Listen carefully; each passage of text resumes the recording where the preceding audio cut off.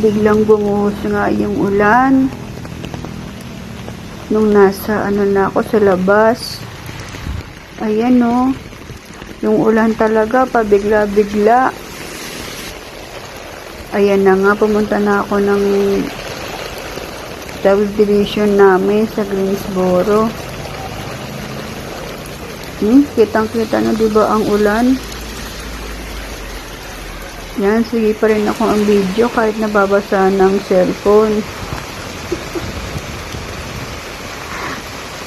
Kahit malakas ang ulan, sinuong ko ito, hindi ako nagpatinag. Kasi nga, gusto kong umuwi kaagad. Ayan, biglang huminto ang ulan. May mga nakasalubong akong pusa. May susugurin ata silang kaaway. Ayan, nandyan na po ako sa phase 3, diba? Parang nakakaloko yung ulan. Pabigla-bigla, pabugso-bugso. Mabuti na lang at hindi tumuloy ang ulan. Malapit na nga pala ako dyan sa amin. Ayan nga, wala nang kaulan-ulan. Basang-basa naman yung aking salawal.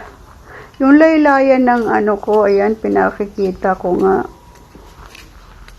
Ng ko to, kung ano ba yan tawag dyan. Basta yan yun. Nabasa yan sa sobrang lakas ng ulan.